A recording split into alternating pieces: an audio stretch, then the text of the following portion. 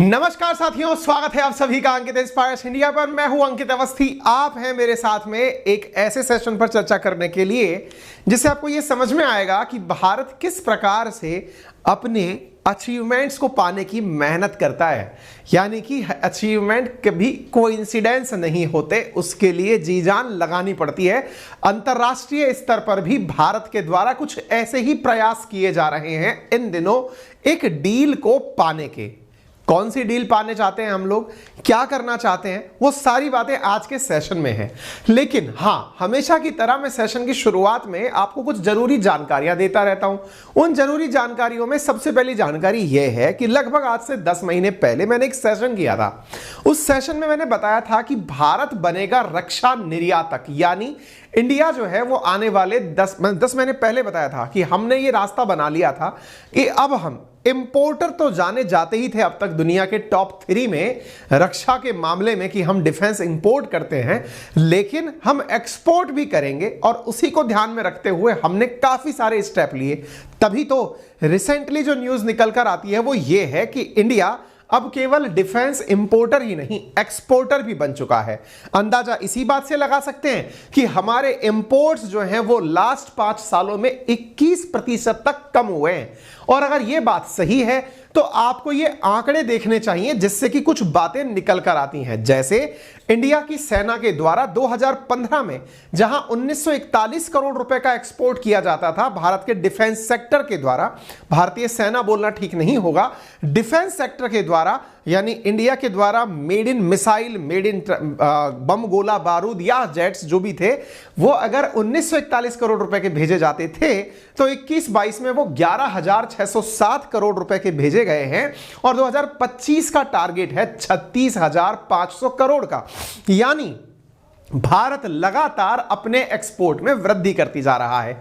Sir ये बात क्यों बता रहे हो, इसके पीछे का कोई लॉजिक है क्या? बिल्कुल है। इसके पीछे का जो लॉजिक है वो भी मैं आपके साथ साझा कर देता हूं। लेकिन इन सबसे पहले आपसे गुजारिश है, जल्दी से सेशन को उठाइए, अपने सभी साथियों के साथ में शेयर कर दीजिए, जस्ट लाइक मी। कितना सा समय लगेगा, आइए एक बार दोनों मिलकर के करते हैं।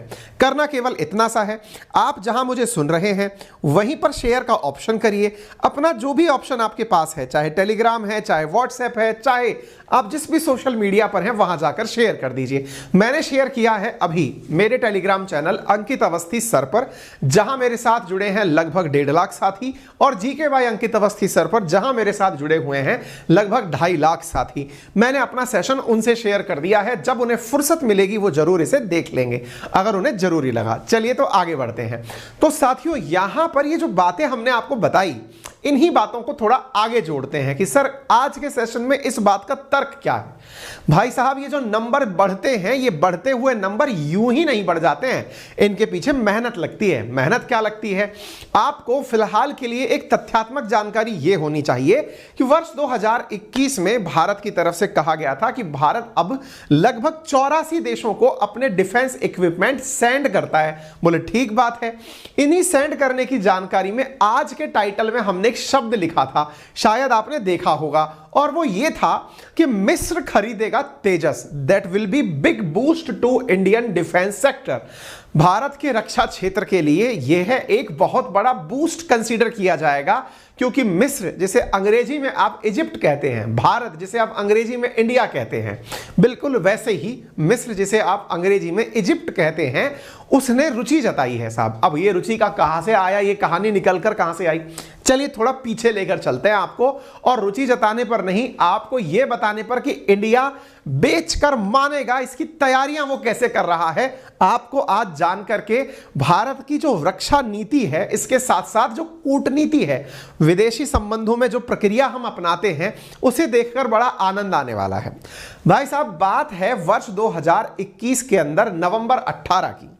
हमारा अपना तेजस, लाइट कॉम्बैट एयरक्राफ्ट LCA तेजस, ये अपना डेमो देने के लिए गया था दुबई के अंदर हो रहा था एयर शो। अब इसके बारे में थोड़ा सा जानकारी ऐसे समझो, जैसे ना दुनिया में आप लोग कभी कोई सामान खरीदने मॉल जाते हैं, आप और हम कस्टमर हैं और मॉल के अंदर बहुत सारे ब्रांड्स, चाहे आप जो भी ब्रांड्स के कपड़े पहनते हो या फिर जो भी ब्रांड से आप शूज खरीदते हो आप, या फिर कपड़े, मतलब जो भी आपको लेने हैं उन सबके ब्रांड्स वहां पर आकर के मॉल में अपना डिस्प्ले दिखाते हैं कि सर हमारे पास ये आभूषण है, ये वस्त्र हैं, आप आइए और हमसे सामान खरीद लीजिए। यही तो है शॉपिंग।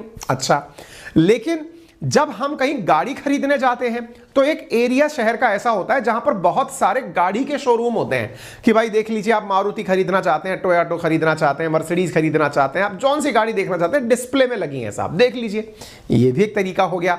आप शहर के एक कॉर्नर में जाकर इस प्रकार के जो गाड़ी के शोरूम है आप वहां पर एक ही बार में जाकर गाड़ी देख लेते हैं कि भाई अपन को ये पसंद है, अपन ने डिस्प्ले में देख ली। ऐसे ही साथियों, गाड़ी तो नहीं लेकिन ये भाई साहब गाड़ी से कम भी नहीं। क्यों? क्योंकि अल्टीमेटली इसके खरीदार भी ऐसे ही होते हैं। किसके? एयरक्राफ्ट्स के। एयरक्राफ्ट्स के अंदर दुबई जैसे शहर के अंदर एक बार एयर शो आयोजित किया गया। दुनिया भर के एयरक्राफ्ट्स वहां पर डेमो देने आए। जो महंगी गाड़ियां होती है ना, जो कि जैसे रोल्स रॉयस है, बेंटले है, या तो आप इनके पास जाएं या फिर ये आपके पास, अगर आप बहुत बड़े आदमी हैं तो आपके पास डेमो देने भी आती हैं। ऐसी स्थिति में दुबई के अंदर दुनिया भर के सभी देश अपने अपने जहाज लेकर पहुंच गए। इंडिया भी पहुंच गया। हिंदुस्तान एरोनॉटिक्स लिमिटेड ने मिलकर बनाया है LCA तेजस। हम अपना तेजस लेकर पहुंच गए कि साहब ये हमारा प्रोडक्ट है, इसे यूज करके देखिए आप। अब हमने अपना तेजस दिखाया तो दुनिया भर के जो देश थे उन्हें हम बहुत पसंद आए। पसंद क्यों आए? पसंद हम इसलिए आए क्योंकि इंडिया का तेजस बहुत लाइट वेट है, बहुत ज्यादा वजन नहीं है और बहुत कम समय पर टेक ऑफ कर सकता है हर बार। जैसे ये बिल्कुल वैसी बात हो गई, अगर आपके घर के अंदर एक बहुत बड़ी गाड़ी खड़ी है या फिर आपके घर के अंदर बस खड़ी है तो इसका मतलब यह नहीं हुआ कि आपके घर के अंदर कोई मीडियम रेंज का वाहन नहीं होगा। मीडियम रेंज से मतलब छोटे काम के लिए जाने वाला वाहन। आज घर में 6 सीटर गाड़ी है तो आप उसे शहर में लेकर नहीं जा सकते। इसी तरह से अगर आपके पास राफेल है तो आप, इसका मतलब यह नहीं है कि आपको कोई छोटा मोटा काम भी करने जाना है तो आप राफेल लेकर निकलेंगे। इंडिया में भी राफेल को यूं ही नहीं निकाल के ले जाते, और कोई अल्टीमेट कोई काम है तब ले गए तो ठीक है।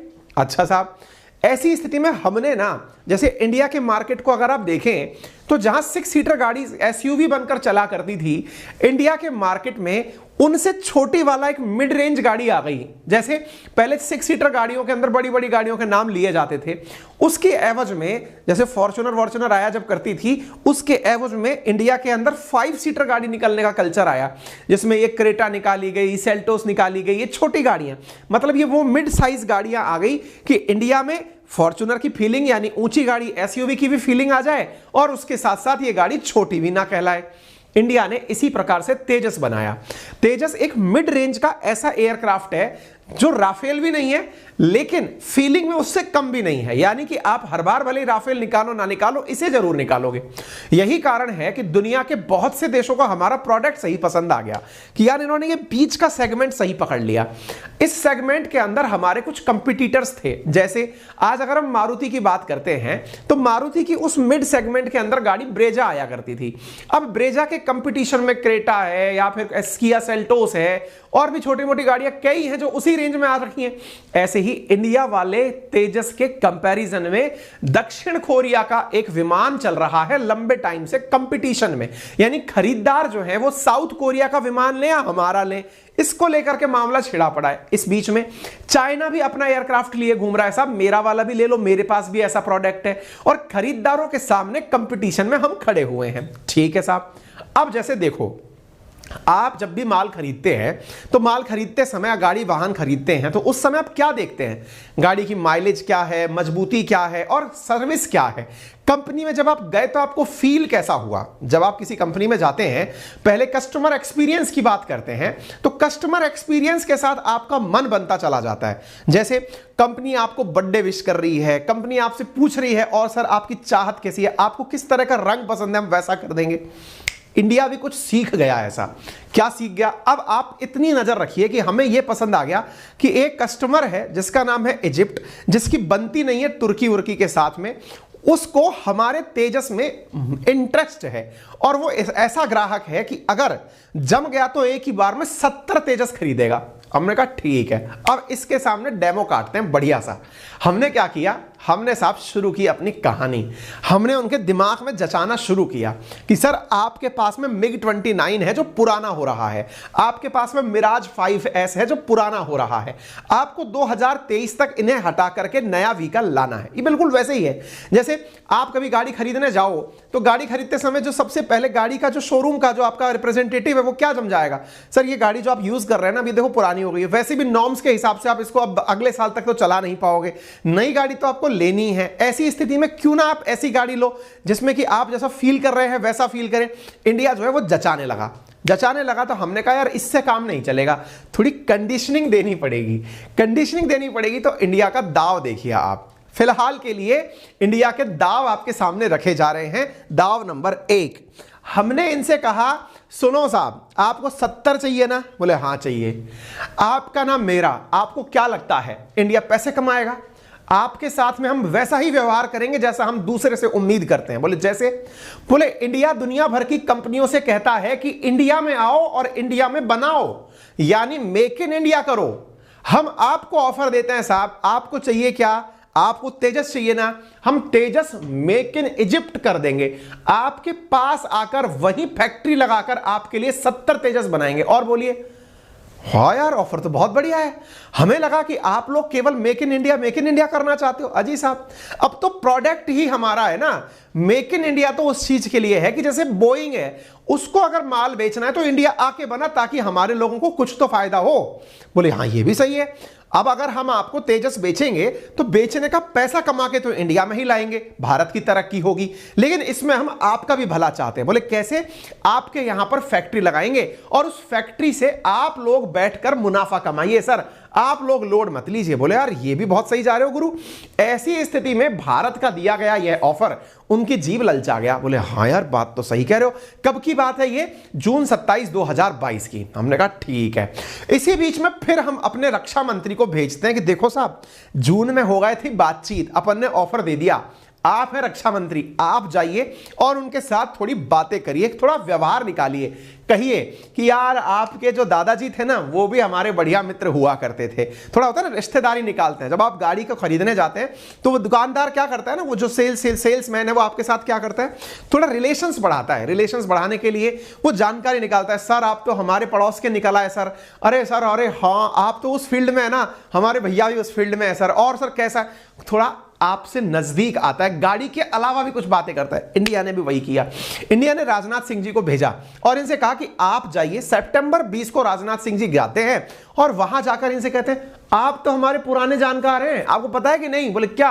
अरे अपन सबने मिलकर के प्रॉपर तरीके से वो बनाया था। बोले क्या? नॉन अलाइन मूवमेंट, हम गुट निरपेक्ष संगठन बनाए थे मिलकर के, आपकी तरफ से भी नेता थे, हमारे नेहरू जी थे, 500 लोगों ने मिलकर किया था। बोले हाँ यार बहुत सही है, अपन लोग तो यार एक ताकत है, सब मिलकर काम करेंगे, और तो और हम बायलैटरल डिफेंस एंगेजमेंट करेंगे, हम डिफेंस कॉपरेशन के अंदर एक दूसरे के साथ रिश्तों को आगे बढ़ाएंगे। बोले बहुत सही यार रक्षा मंत्री जी आप आए, बहुत अच्छा लगा।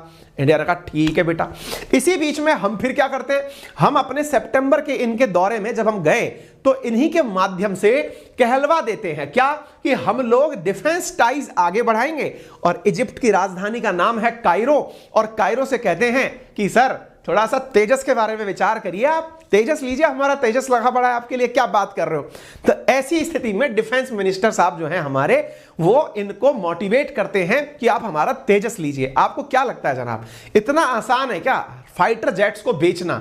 गाड़ी बेचने में ज्यादा जाते हैं भाई साहब, आप 70 फाइटर जेट्स बेच रहे हैं। अब ऐसी स्थिति में जब आप ये लाइन बोलने जाते हैं तो बोले हाँ अब इनकी जम गई। अब देखो सितंबर में जमी है इनके, सितंबर में जम गई। उधर हमारे विरोधी मतलब कंपटीशन में जो लोग हैं, कंपटीशन में चाइना है, साउथ कोरिया है, इवन पाकिस्तान भी कोई JF-17 करके विमान है उसको लेकर पहुंच गया, भले वो चाइनीज है, बोले मेरा भी ले लो, है ना।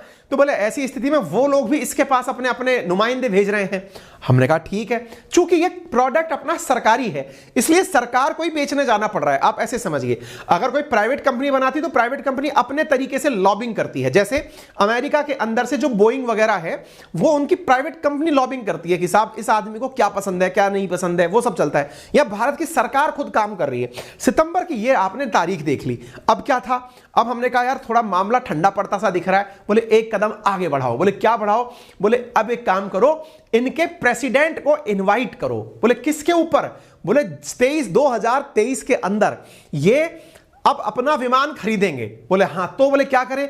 तो बोले इनके राष्ट्रपति जिसका नाम है सीसी, अब सीसी को बोतल में उतारने का टाइम आ गया है।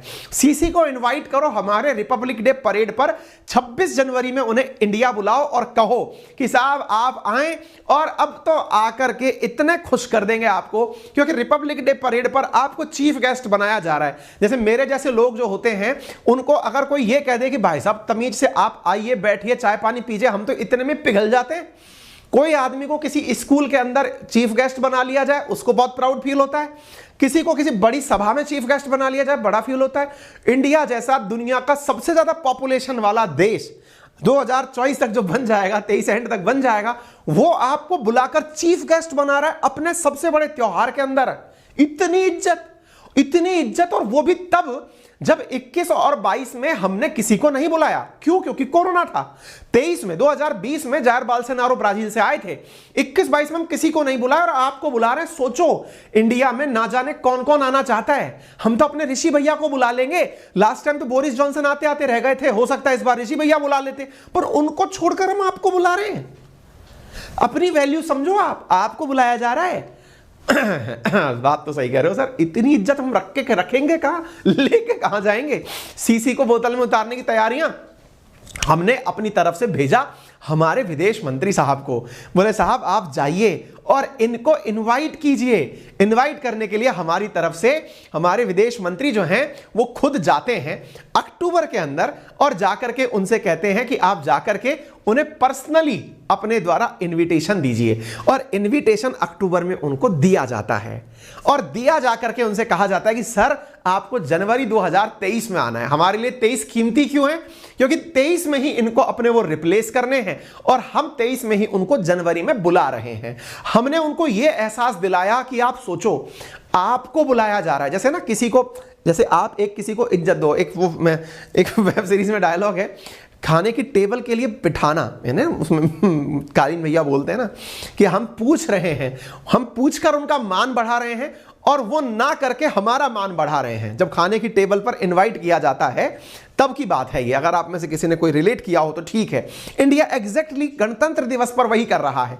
उनको पूछ भी रहा है, बिठा भी रहा है कि आइए और हमसे ऑनर लीजिए। ऑनर के एवज में हम क्या चाहते हैं कि भैया हमारा LCA तेजस है ना, उसकी तो साइन अप कर ही जाओ, हम छोड़ने वाले नहीं हैं आपको।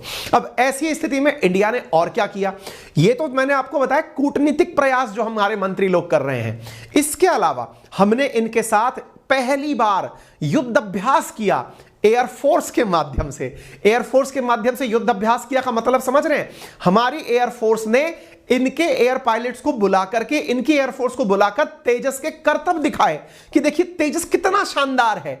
यानी इनके पायलट्स की भी कंडीशनिंग की गई, इनकी सेना की भी कंडीशनिंग की गई कि हमारे तेजस की खूबी पहचानो। ये लोग गदगदा गए हैं कि साहब ये तो गजब चीज है। तो ऐसी स्थिति में फिलहाल के लिए इनवाइट किया गया जब इजिप्ट के सीसी को। यही न्यूज है असल में जो इस समय इंडिया में ट्रेंड कर रही है, नवंबर 25 की, कि president Sisi invited for republic day as India offer HAL Tejas to Egypt. इसी कारण से इनको बुलाया गया है। आप यहां पर देख सकते हैं ये सीसी है और ये सीसी जो है ये 2014 से यहां के राष्ट्रपति बने हुए हैं। उम्मीद है कि आप लोगों को भारत के द्वारा जो किया जा रहा पैकेजिंग है वो पसंद आ रहा होगा कि यार इंडिया कर तो बहुत सही रहा है। अब जिनको ये नहीं पता इजिप्ट है कहां, बहुत सारे लोग इजिप्ट जब दिमाग में आता है तो मिस्र के पिरामिड दिमाग में लेकर आते हैं। आपको जानकर आश्चर्य होगा, मिस्र के पिरामिडों के बारे में 4000 साल पहले मिस्र में पिरामिड बने थे, लेकिन वर्तमान में किसी को वो टेक्नोलॉजी नहीं पता है कि वो बने कैसे थे। सोचिए कितना अजब संजोग है। खैर कोई नहीं जी, ये रहा अफ्रीका और इस अफ्रीका के अंदर ये जो जगह दिख रही है दैट इज इजिप्ट। याद है आपको रिसेंटली ये किस कारण से चर्चा में रही थी? यहां पर COP27 हुआ था। दुनिया भर के देश यहां पर पर्यावरण की बात करने के लिए एकत्रित हुए थे।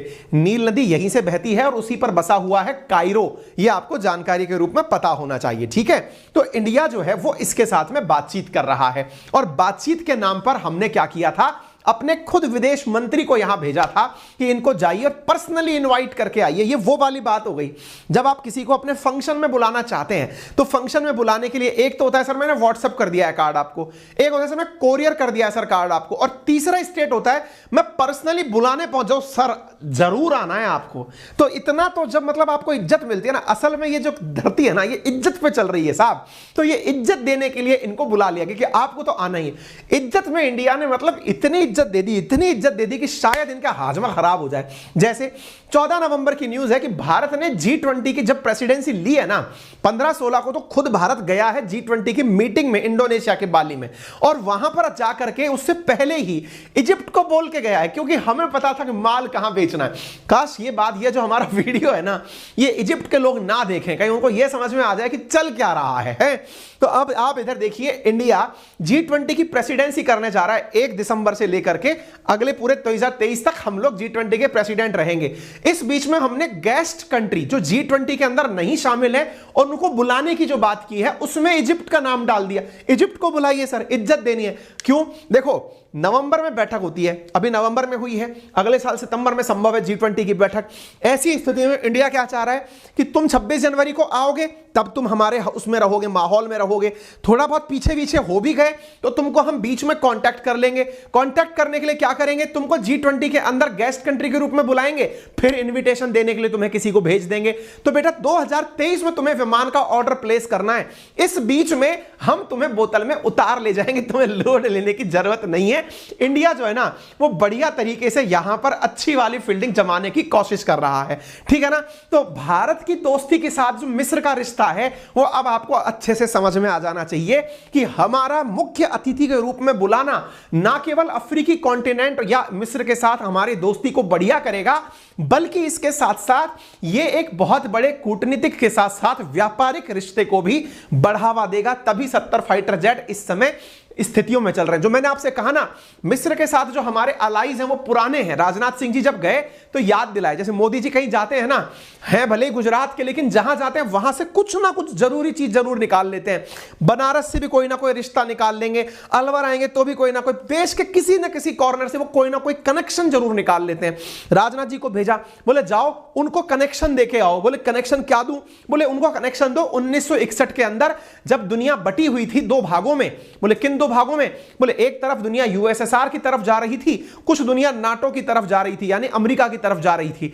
उस समय पर इंडिया जैसे जो ताजा ताजा आजाद हुए देश थे ये कहां थे? तो बोले इन्होंने गुट निरपेक्ष आंदोलन शुरू किया था। इन्होंने कहा था हम किसी के भी गुट में नहीं बैठेंगे, और इसका नेतृत्व करने वाले 5 देश हुआ करते थे। इसे गुट निरपेक्ष आंदोलन कहते थे, नॉन अलाइन मूवमेंट कहा करते थे। 1961 में उस समय पर जोसेफ ब्रॉज टीटो जो युगोस्लाविया से थे, ऐसे ही अब्दुल नसीर जो थे वो इजिप्ट से थे, जवाहरलाल नेहरू इंडिया से थे, ऐसे ही सुकर्णो जो है वो घाना से, वो नुक्रमा जो है वो घाना से थे, और सुकर्णो इंडोनेशिया से थे।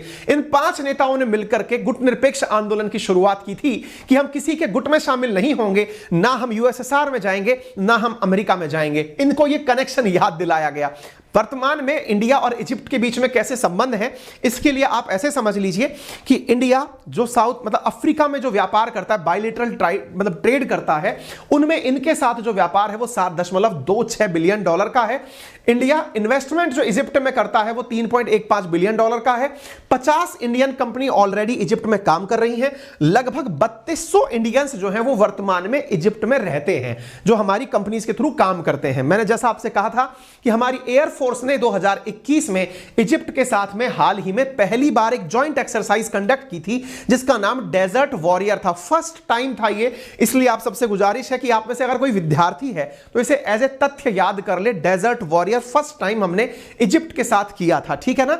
इसके साथ साथ भारत और क्या कर रहा है डिफेंस सेक्टर में? इंडिया जो है ना वो इजिप्ट के साथ साथ मलेशिया के ऊपर भी दिमाग लगाकर रखा हुआ है कि तुम्हें भी बेटा हम तेजस फाइटर जेट बेचेंगे। क्योंकि हो क्या रहा है कि इजिप्ट की कैपेसिटी हमें पता है। इजिप्ट जो है वो ऑलरेडी राफेल खरीद चुका है, पैसा है इनके पास। अब जब पैसा है तो हम इनके राफेल के पीछे पीछे अपना तेजस टिकाना चाहते हैं कि तुम्हारे पास राफेल है तो हमारा भी ले लोगे। अब आप पूछेंगे तो दिक्कत क्या है? दिक्कत क्या है? अब मैं आपको वो बताता हूं। असल में क्या है कि साउथ कोरिया के पास में एक फाइटिंग ईगल नाम से T-50 नामक एक विमान है जो हमारा बिल्कुल नजदीकी कॉम्पिटिटर है। चाइना भी अपना एविक L-15 है जिसको लिए घूम रहा है। इटली लियोनार्डो नाम से है उनका विमान, उसे लिए घूम रहा है। लेकिन इजिप्ट की नजरों में जो असली बीच में मामला फंसा हुआ है वो किन किन के बीच में फंसा हुआ है, वो है फाइटिंग ईगल और इंडियन LCA तेजस। यानी इजिप्ट ने बाकी सबको हटा दिया। कहते हैं ना अंत में दो गाड़ियां जम रही हैं साहब, एक LCA तेजस जम रहा है और एक साउथ कोरिया का FA-50 जिसे फाइटिंग ईगल भी कहा जाता है वो जच रहा है। फिलहाल के लिए इन दोनों के बीच में जो रेस चल रही है ना, इंडिया इस रेस को जीतना चाहता है। अब जब इतनी बात तेजस की होली है तो थोड़ी सी जानकारी इसकी भी जान लीजिए। इंडिया में स्वदेशी रूप से निर्मित लाइट कॉम्बैट एयरक्राफ्ट है हमारा तेजस, जिसने पहली बार 2001 में आसमान में मतलब अपनी फ्लाइट बढ़ी थी। प्रधानमंत्री अटल बिहारी वाजपेयी जी ने इसका नाम तेजस रखा था। नौसेना के विमान पोतों पर भी यह आसानी से उतर सकता है। तेजस को एयरफोर्स में शामिल करने की औपचारिकता वर्ष 2021 में पूरी हो गई। 2017 में रक्षा मंत्रालय ने इसको कुल 83 विमानों का ऑर्डर दिया था और 83 में से 73 जो है वो तेजस मार्क 1 है और मार्क 1 एक ट्रेनर प्रशिक्षण विमान है, यानी कि भारतीय सेना भी अब इनका उपयोग कर रही है। तेजस क्यों मतलब औरों के कंपैरिजन में इतना अच्छा है, क्योंकि एक तो इसकी गति, नाम से ही पता चल रहा है तेजस तो तेज तो होगा। तो तेजस की गति है 2205 किलोमीटर प्रति घंटा उड़ने की रफ्तार, और तो और 50,000 फीट तक की ऊंचाई तक उड़ सकता है। इतना ही नहीं, वजन में ये लाइट है, यानी 6500 किलोग्राम लाइट होता है। जी हां, ये बहुत लाइट है in comparison to other fighter aircraft. ठीक है, इसके साथ साथ 3000 किलोमीटर तक एक बार में उड़ान भर सकता है। इतना ही नहीं, हवा में ही ये फ्यूल भी भरा सकता है, यानी उड़ते उड़ते air to air refuelling system भी इसके अंदर है।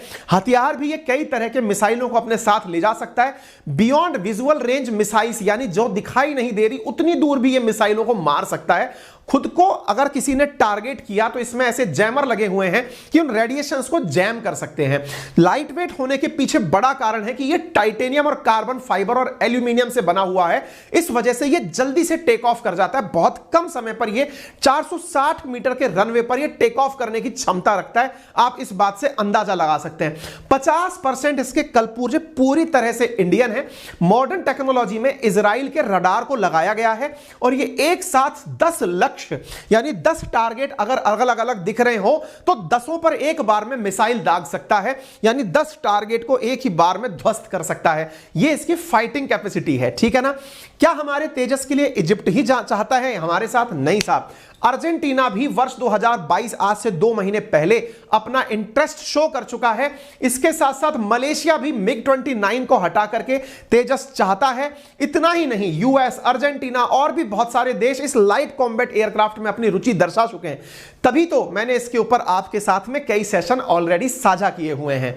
ये तो थी हमारे तेजस की बात। और जब बात की जाए big boost to Indian defence sector, तो ब्रह्मोस की बात हुए बिना कैसे रह सकती है। जी हां साथियों, ब्रह्मोस दुनिया की सबसे तेज उड़ने वाली क्रूज मिसाइल है, उसके भी खरीदार अब वर्तमान में लाइन लगा के खड़े हैं। फिलीपींस जो है वो हमसे 375 मिलियन के अंदर हमारा ब्रह्मोस मिसाइल सिस्टम परचेज करेगा, यह जानकारी है। ब्रह्मोस जो कि भारत और रूस ने मिलकर के मिसाइल सिस्टम डेवलप किया है, अब इसका नया अपडेटेड वर्जन भी आ रहा है। यह इंडिया की अपने आप में डिफेंस को बढ़ाने की ताकत में से एक साबित होगा।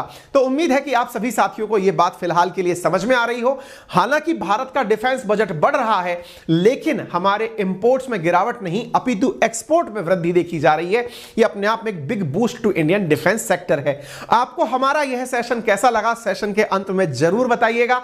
अगर आप चैनल पर नए हैं तो सब्सक्राइब करिएगा, अपने सभी साथियों से इसे शेयर करना बिल्कुल ना भूलें। वीडियो पसंद आया हो तो इसे जरूर लाइक करें। इस कंटेंट की पूरी पीडीएफ मैं अभी सेशन अंत होने पर आपके साथ हमारे टेलीग्राम चैनल अंकित अवस्थी सर या GKY अंकित अवस्थी सर पर साझा करूंगा। फिलहाल के लिए इतना ही। अपना ख्याल रखें, बड़ों का सम्मान करें, छोटों को प्यार दें और अपना व्यक्तित्व इस प्रकार से विकसित करें कि महिलाएं आपके साथ सुरक्षित महसूस करें। धन्यवाद।